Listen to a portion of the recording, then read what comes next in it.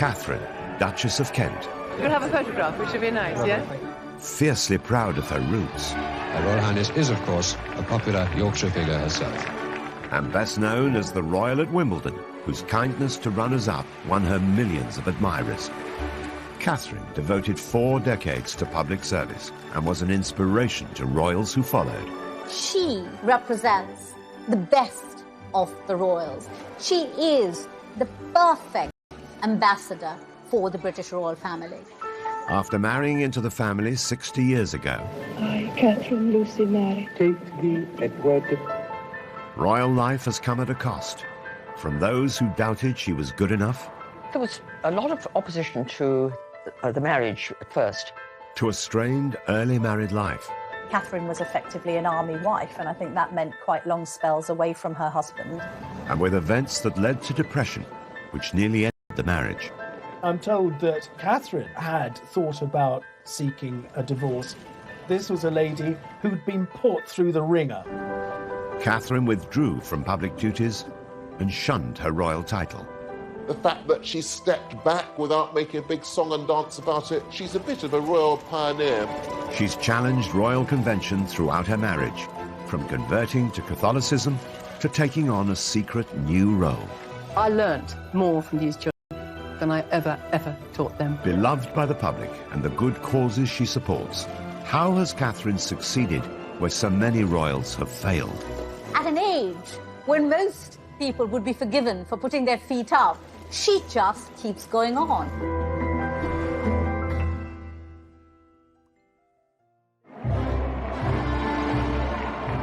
The 8th of June 1961, the wedding day of Prince Edward, the Duke of Kent, a dashing young soldier, with Catherine Worsley, the daughter of a Yorkshire aristocrat who was proud of her northern roots. Just having that wedding in 1961 at York Minster was a royal first. Nobody from the royal family had been married there in over 600 years. And this was very much a nod to Catherine's Yorkshire roots. She's very proud of the fact she comes from Yorkshire and from the north. The Queen and her family travelled up on a special train for the landmark event, while the young Princess Anne was among Catherine's bridesmaids. The local media dubbed this as the White Rose Wedding. And indeed it was.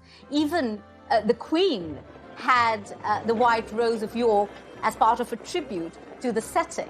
Just under 12 million viewers tuned in to watch the afternoon ceremony, and it was one of the highest-rating programmes of the week in half the nation's homes, at a time when the UK had... take thee, Edward, To my wedded husband. to my wedded husband. was just one small hitch, not seen on camera, as the newly married couple made their exit.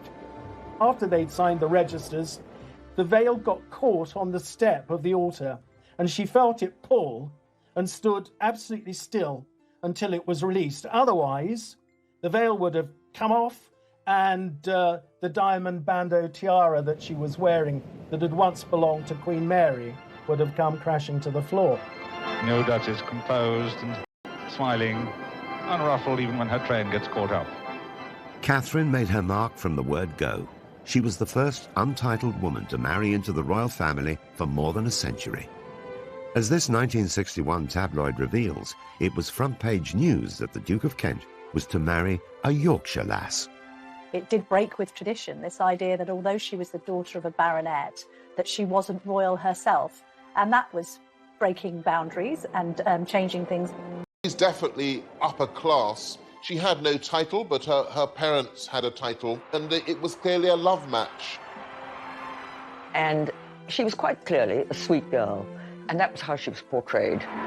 Marrying into the firm had not been Catherine's long-term ambition, but she went on to embrace the royal family on her terms. From an early age, her biggest passion was music, as she explained in a revealing interview on Desert Island Discs. Well, I hoped music would be my life.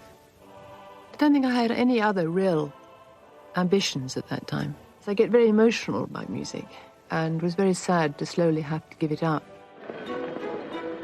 The story of the aspiring music teacher who put her career on hold to be a royal began on the 22nd of February 1933. She was born Catherine Worsley at Hovingham Hall near York. Her father was Sir William Worsley, 4th Baronet. The Worsley family have owned the estate more than 400 years and remain there to this day. Catherine's background was certainly aristocratic, and she lived quite an idyllic existence at the family estate in Yorkshire.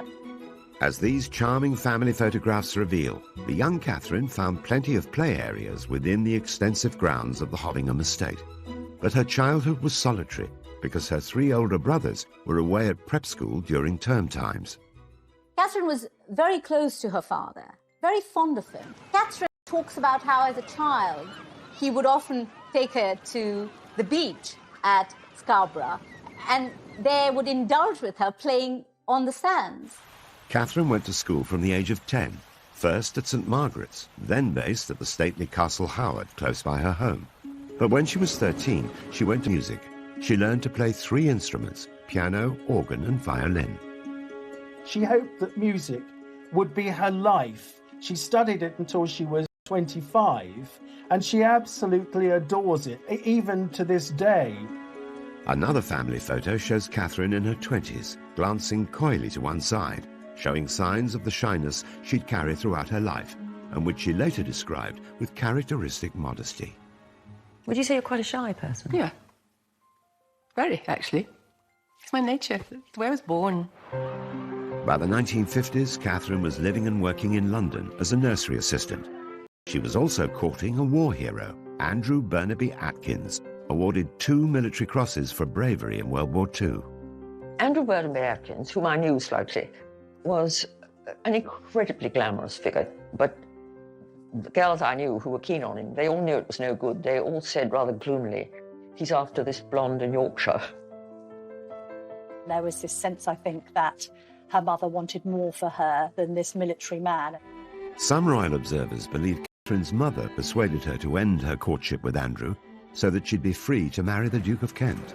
I think that Lady Worsley, once she knew the Duke of Kent was after Catherine, Prince Eddie was after Catherine, I think may well have put a bit of pressure on her, steered her in the direction of Prince Eddie.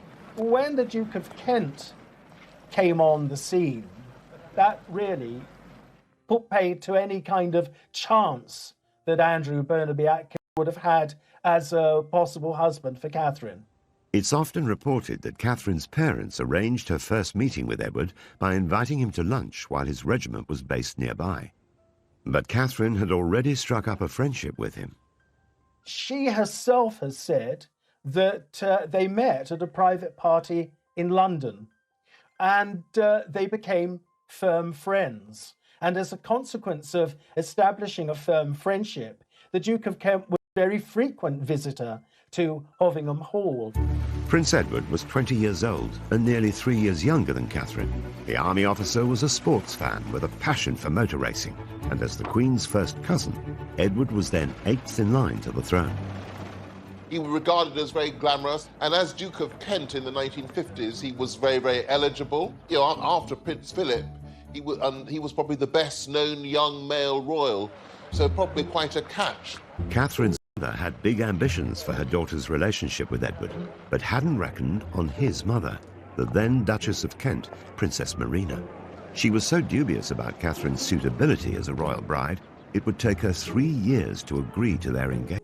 At first, particularly from Princess Marina, after all, when the Duke of Kent, Prince Eddie as he was then, when he first met Catherine, he certainly would have been thought too young to marry.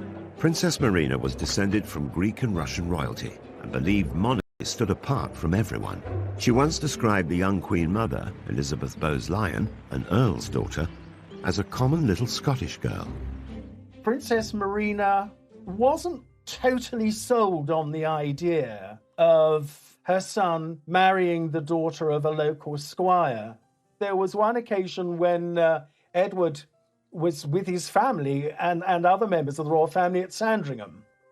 And Princess Marina absolutely forbade him to leave Sandringham to go up to Hovingham to see Catherine Worsley. And of course, he totally ignored her and went.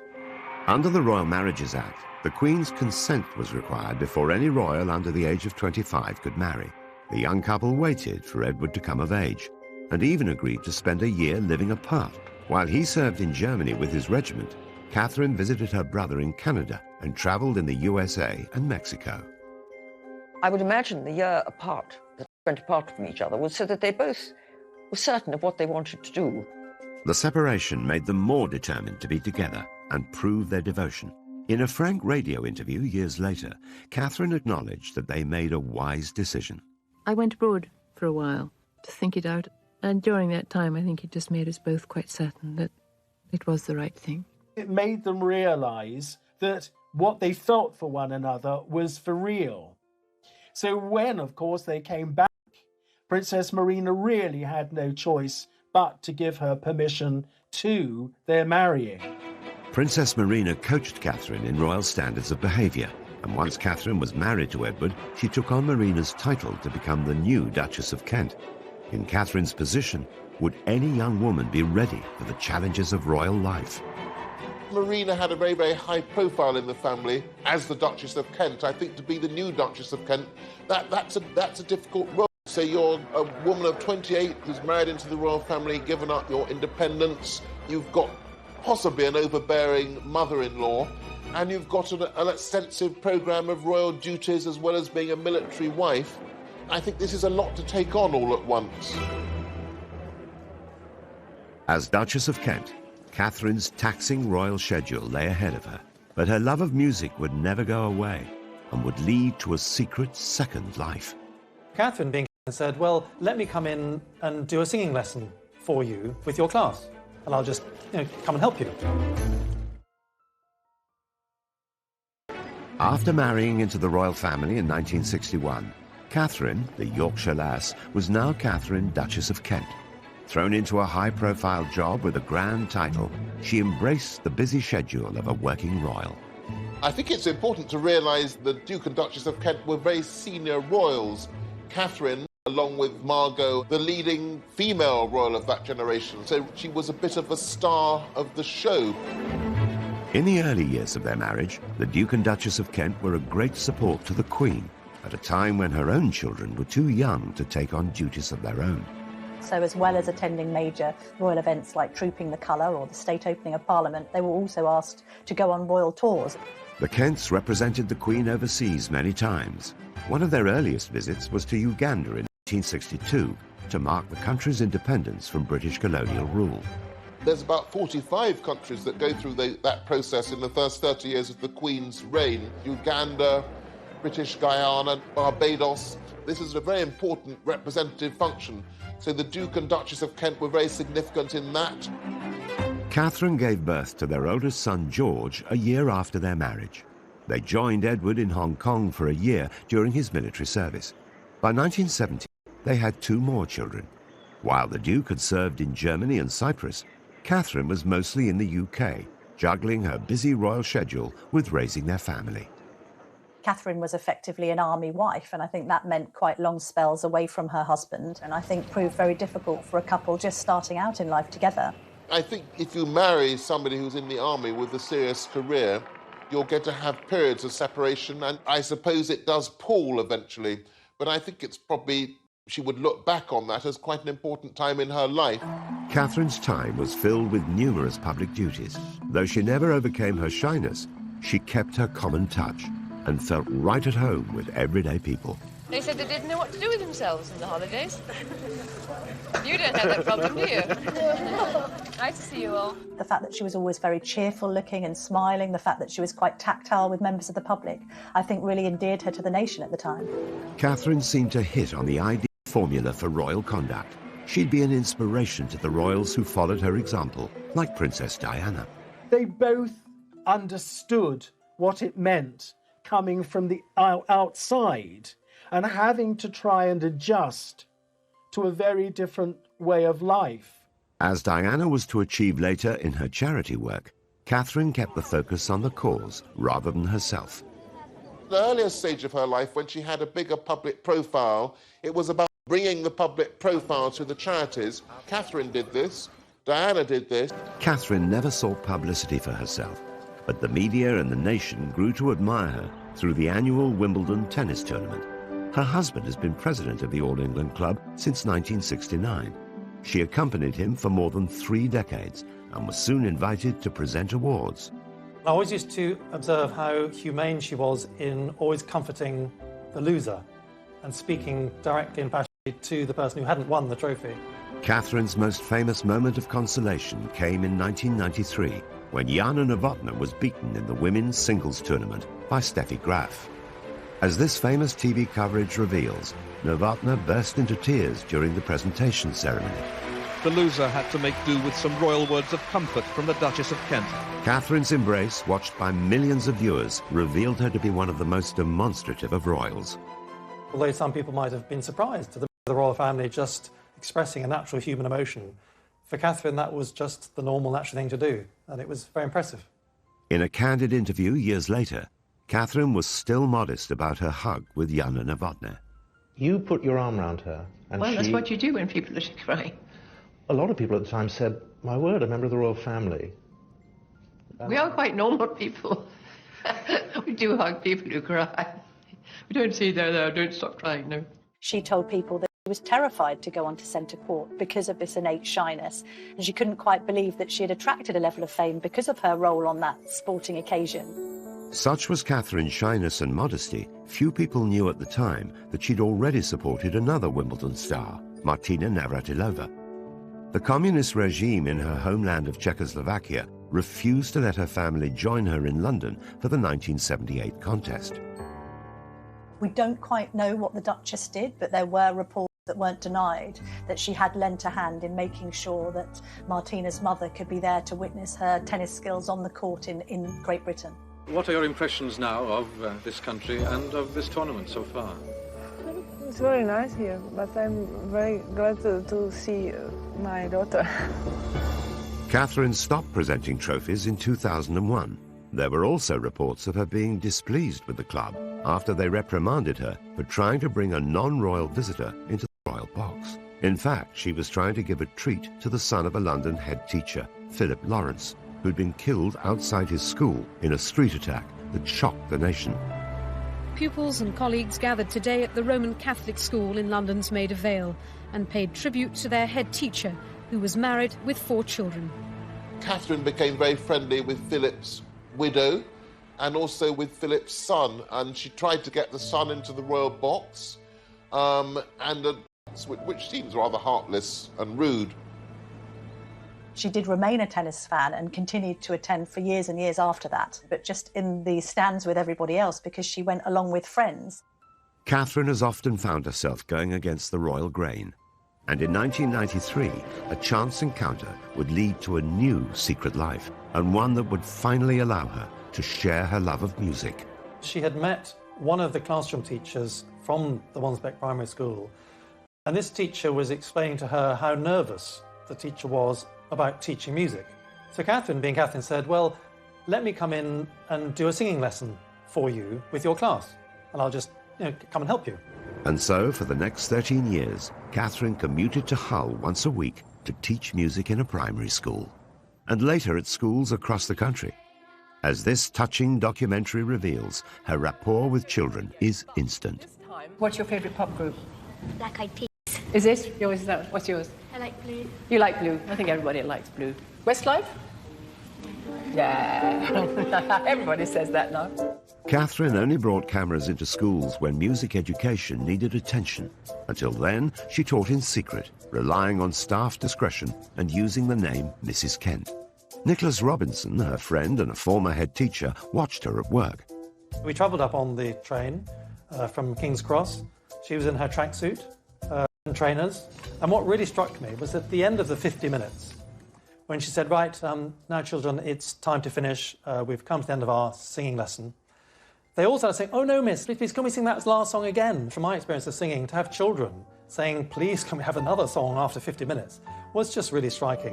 One of the books I read, called Rhinoceros in the Classroom, said something very true, which is that a classroom is a room full of learners. I learnt more from these children than I ever taught them. She did it with the Queen's blessing, because I think both women understood that this is where Catherine's passion lay, and it wasn't going to interfere with any affairs of state or indeed family matters. The Queen has been so grateful for Catherine's contribution to the royal family, she gave her a special award. Catherine was given the Dame Grand Cross of the Victorian Order, which is in the monarch's personal gift. So I think the Queen has been quite close to Catherine and has been very keen to thank her for her service to the royal family through the decades. But Catherine was to pay a heavy price for her constant devotion to duty. The impact of these traumatic events meant that Catherine spiraled into very serious depression.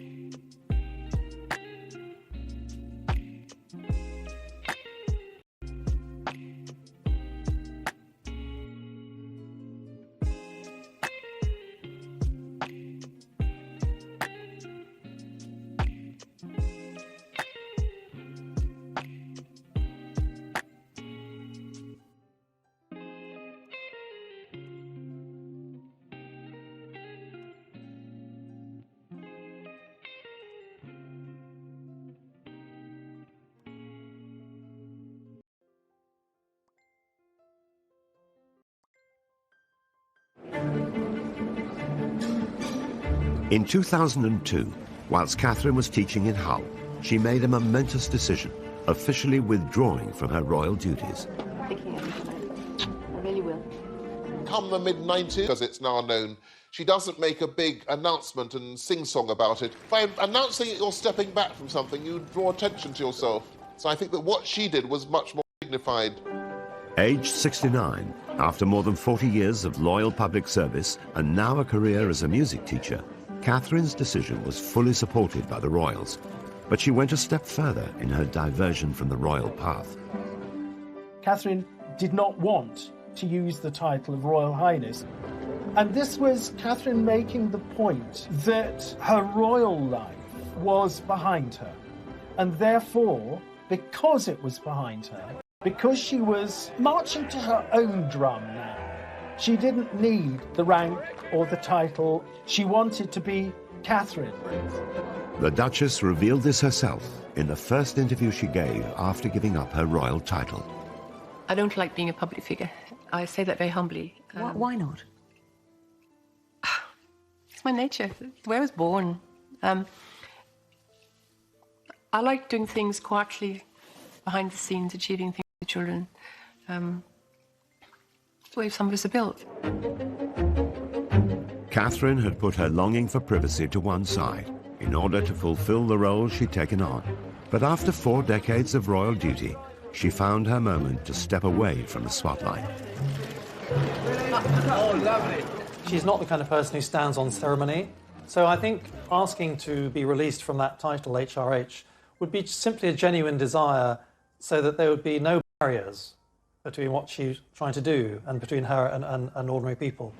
It was an unusual move for a royal, but the Queen gave Catherine her blessing.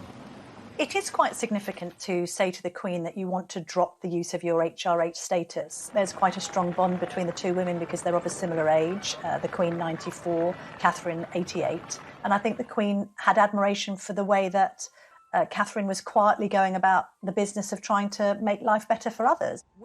The Duchess's desire to step back from royal life led to unfavourable speculation in the media. She was branded a recluse. Catherine opened up about this in her heartfelt chat with Fiona Bruce. What do you make of that? I mind terribly. You mind terribly? I mind terribly. I mind so much because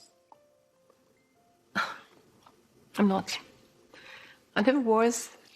I'm far too busy, Fiona. Teaching is a very full-time job. I travel to Manchester, I travel to Albury, I travel to London on a regular basis to various things. I look after my family, I cook for my husband. No, I'm not a recluse. That period where people said she had been a recluse, actually she was secretly teaching at a primary school in Hull.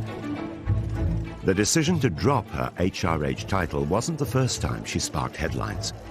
In 1994, the Duchess caused great controversy when she once again pushed the boundaries of royal protocol, converting to Catholicism. Those close to her say she still retains a genuine affection for the Church of England, but they say she's embarked on what they call a personal spiritual journey. It was very significant, largely, of course, because not since 1701, the Act of Settlement, had a member of the royal family become Catholic. The Duchess arrived for the private ceremony with her husband to the applause of waiting well-wishers. Catherine's decision to ask the Queen to allow her convert was really another example of what a determined woman she was. Despite being head of the Church of England, the Queen approved of Catherine's personal decision, but the move still caused a stir in the press. I think the media regarded it as quite controversial simply because it had never happened before. And this was at a time when, there'd been a lot of press coverage about the Duchess. Converting to Catholicism was a big step. She would not have done it in any kind of way to upset anyone else. It would have been a private matter for her. It's thought that Catherine had turned to Catholicism following tragic events that she faced as a mother. At the start, family life seemed almost idyllic. In the 1960s, I think it was a very happy family. They had the lovely house of Coppins in Iver, about 15 miles to the west of London, which had been inherited from the Duke and Duchess of Kent, the previous generation. The couple have 3 children. Their eldest child, George, known as the Earl of St Andrews, their middle child, a daughter, Lady Helen Windsor, and their youngest child, Nicholas, Lord Windsor. She seems to have had a desire to have a big family, so they had the 3 children, and it seems that she wanted to have a 4th child. But the years that followed would be some of the worst of her life. Along with losing both of her parents, the dream of having more children ended in tragedy. In 1975, at the age of 42, she became pregnant with her 4th child, but very sadly she contracted German measles. And of course, German measles in the first trimester can have the most devastating effect. And she had a termination.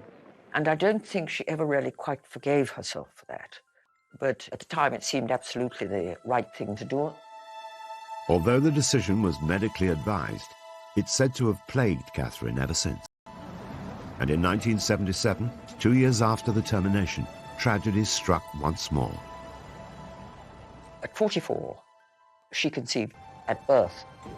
After 36 hours struggling to keep him alive, this baby died.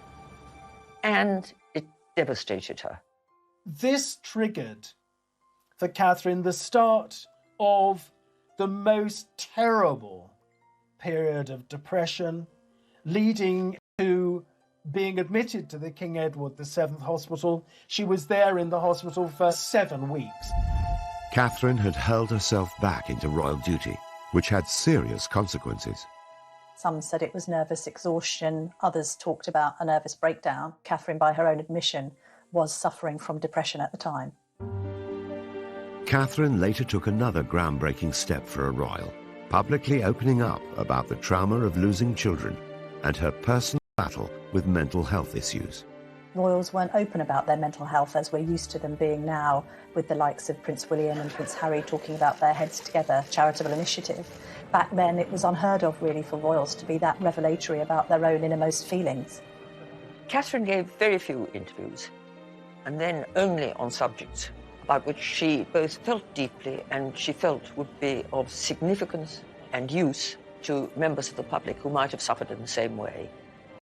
That did make Catherine appear to be somebody who was perhaps more relatable than the average royal, somebody who seemed human, very much one of us rather than being perhaps one of them. In addition to the loss that the couple suffered, the Duchess also battled health issues for most of her adult life. It was first said that she was suffering from Epstein-Barr virus, then ME, before it seemed to be confirmed that it was celiac disease that she was suffering from. But before, of course, that they'd actually got to that, she had been suffering quite considerably from health problems. None of that was apparent at the time when she was cheerfully giving the prizes at Wimbledon, carrying out a huge programme of public engagements. Despite the toll it took on her health, Catherine remained determined to measure up to royal expectations in a world where duty comes before all else. It epitomizes the essence of this determined woman. You know, she refers to herself as a perfectionist, and she says, I'm a 24-hour person.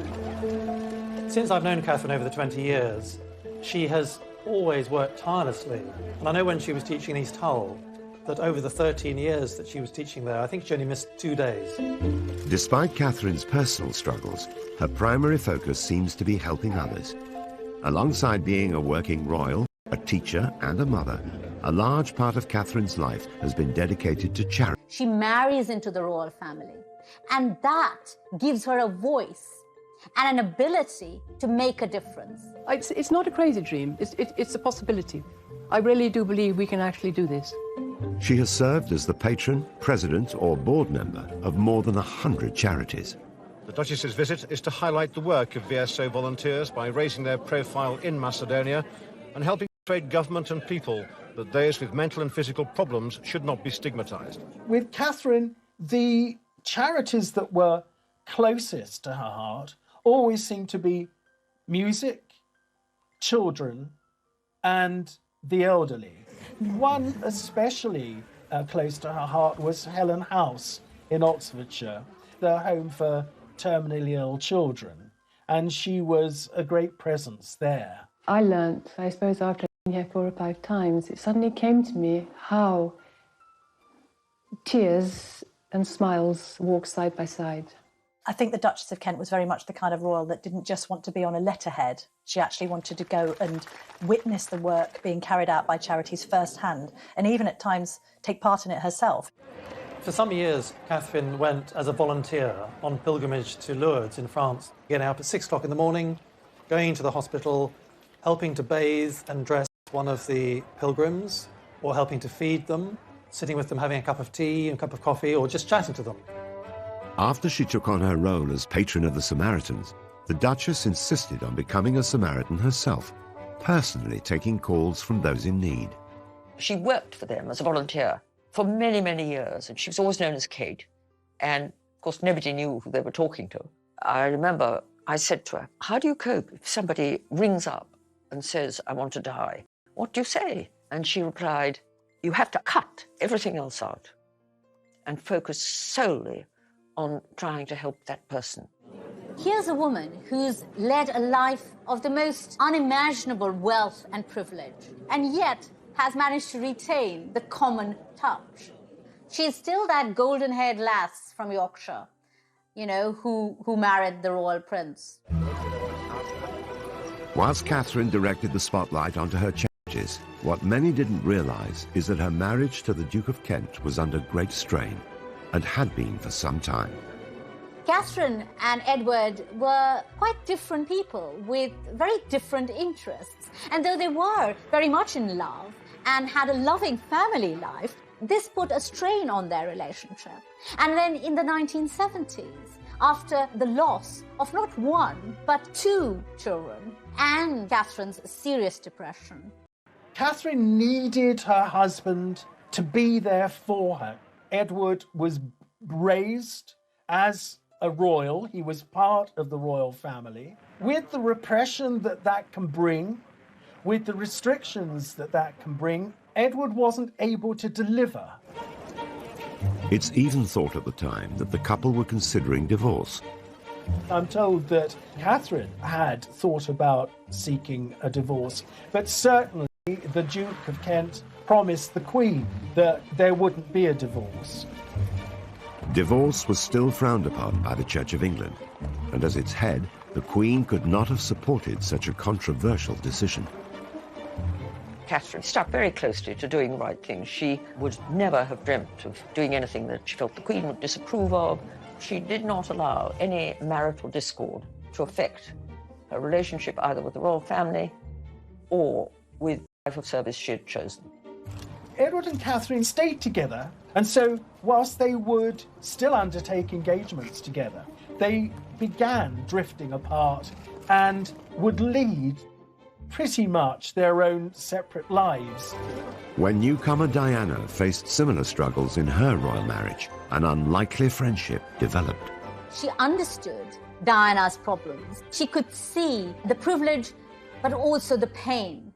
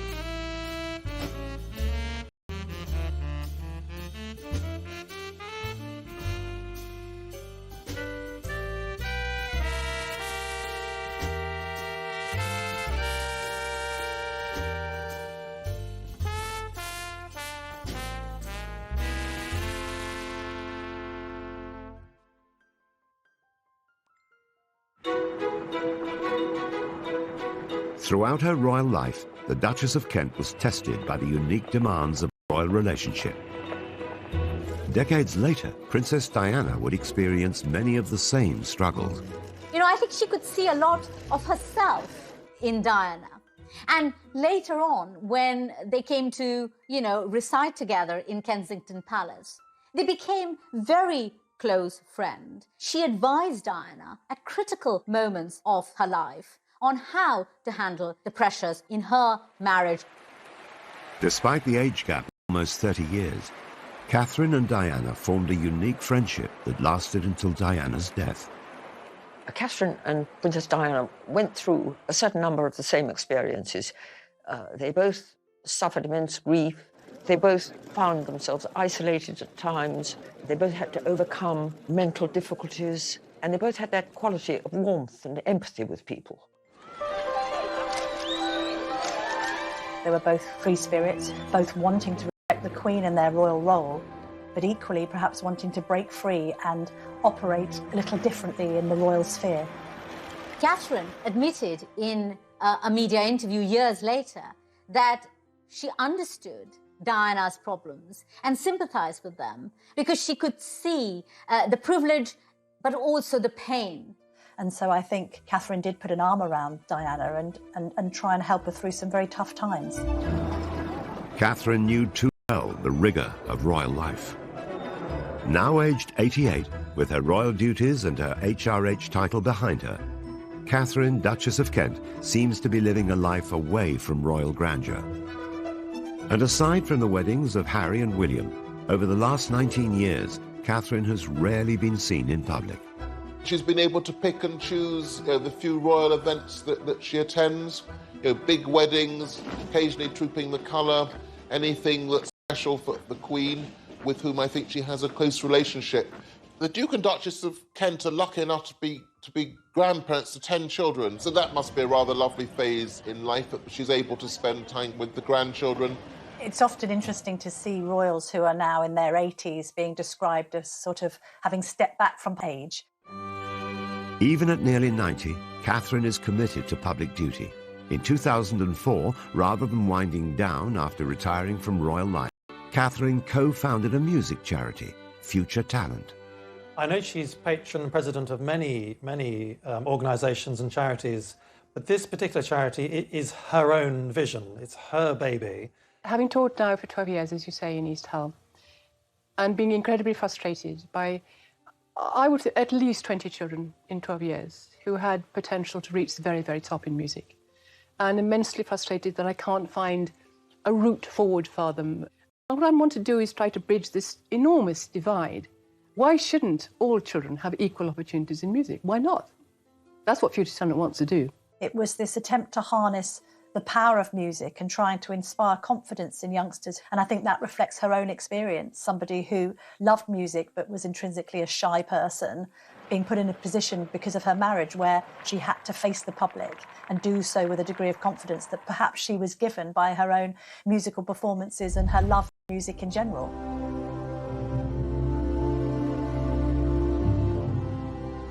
The charity has recruited ambassadors such as Dame Judi Dench and Sting, and Katharine has organised concerts at Buckingham Palace and Windsor Castle for the young musicians. Right from the beginning, Katharine would go into the office 2 or 3 times a week and we'd be writing letters and making phone calls. At an age when most people would be forgiven for putting their feet up and taking it easy, she just keeps going on. Spanning 7 decades, the Duke and Duchess's marriage has not been without its difficulties. But after living largely separate lives, in 2013, Katharine moved back into their home, Wren House in Kensington Palace, after Edward suffered a stroke. It's rumoured that the two are closer now than they have ever been before. But this is the quintessential Katharine, giving support and succour when she feels it's needed, whether to her husband, who is now ailing, or in the past to the weeping Jana Novotná in Wimbledon. The Duchess is still close with her royal relatives, and her neighbours at Kensington Palace include William and Kate. It's a family community, so that's rather lovely that they're still integral members of the royal family. I'm sure that occasionally they would see the Queen. Catherine Worsley married into the royal family against all the odds, and has not only survived, but has lived royal life on her own terms. She's transformed what it means to be a royal, the fact that she became a Catholic, which is a song and dance about it, the fact that she taught quietly in a school. I don't think we have any examples of any other royals that have been able to be that free-spirited and independently minded, while at the same time remaining within the royal fold and not offending anyone by their own desire to do things a little differently.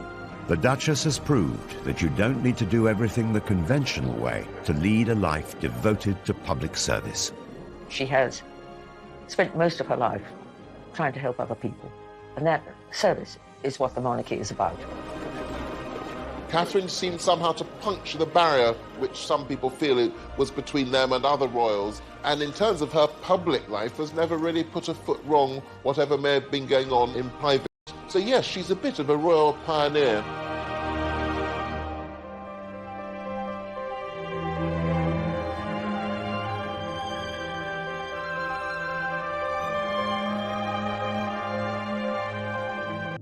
Catherine's taxing royal schedule lay ahead of her, but her love of music would never go away and would lead to a secret second life.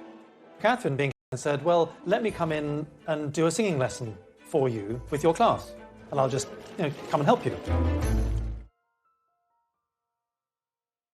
After marrying into the royal family in 1961, Katharine, the Yorkshire lass, was now Katharine, Duchess of Kent. Thrown into a high-profile job with a grand title, she embraced the busy schedule of a working royal. I think it's important to realise the Duke and Duchess of Kent were very senior royals. Katharine, along with Margot, the leading female royal of that generation, so she was a bit of a star of the show. In the early years of their marriage, the Duke and Duchess of Kent were a great support to the Queen, at a time when her own children were too young to take on duties of their own. So as well as attending major royal events like Trooping the Colour or the state opening of Parliament, they were also asked to go on royal tours. The Kents represented the Queen overseas many times. One of their earliest visits was to Uganda in 1960.